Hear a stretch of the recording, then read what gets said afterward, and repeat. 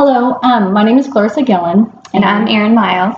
And today we would like to have a book review on The Power of Habit by Charles Duhigg. And this is the book summary section number 1. And we would like to...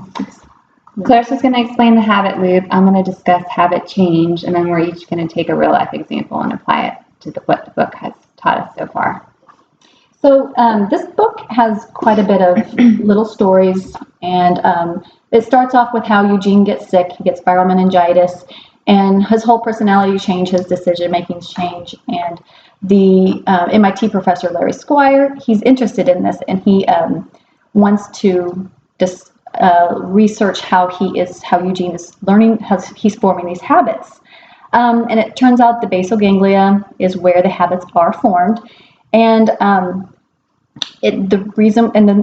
the habits emerge because the brain's always looking for ways to conserve energy and to do things with less effort. The body goes through this 3-step process. The first one's called the cue, and this is the trigger that tells your body to go into automatic mode and also what habit to use. The second one is called the routine, and this can be either mental or physical. And finally, there is reward, and this is where the brain figures out what particular loop is worth remembering in the future. And so eventually, the cue, routine, and reward become automatic, and they emerge without pretty much the body even the brain even thinking about it. And the habits never really ever disappear, and the brain really can't tell if it's a good habit or bad habit. And so an example is for me, it might be tired. So that's my cue. My routine would be I would go drink my morning cup of coffee, and then my reward is I'd have more energy.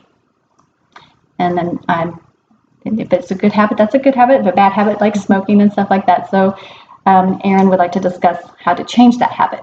So the book goes through several stories about how to make habits change. And the main concept is that you can keep the cue. The cue may never change. You keep the cue the same, and the reward may be the same, but you have to change the routine.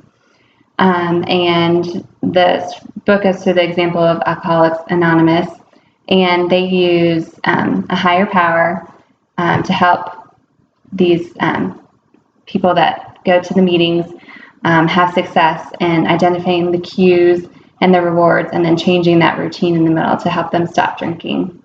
And then the other example that the book goes through when it talks about the golden rule of habit change is Tony Dungy and his success on the football field, where he trains his players to automatically, he'll have the players read the formations, and automatically, instead of just thinking about what to do, they'll automatically just do whatever the Tony Dungy sets out for them. And so that's an example of also using a higher power, because they use the example of when Tony Dungy's son commits suicide, the players really start believing in Tony and really pull together and end up winning the Super Bowl.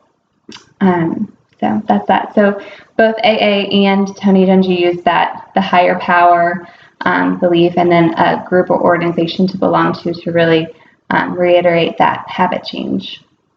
So now we're going to each talk about an example from our real lives of how we've applied the habit loop and habit change without even thinking about it, because we've not read this book before. But so my example is I wanted to try to be better about working out early in the morning as opposed to later in the afternoon. So I will fill my water bottle and put my clothes out next to my bed, and when my alarm goes off, then that's my cue. I can see my clothes set out.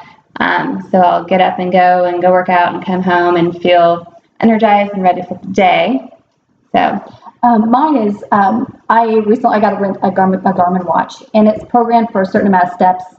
And when I hit those steps, my wrist will vibrate, and then it shows fireworks and it says goal. So I look forward to that. I might be running, I might be exercising, or just cleaning the house. And when that goes off, I feel satisfied. And it might be 8 or 9 o'clock p.m. at night, and it hasn't gone off yet. And I'll find out how many I have left, and I might go down to the treadmill and try to get that goal. And so it has motivated me to get out and move. And but I didn't realize it that I look forward to that vibrate and that number, or that word that says goal.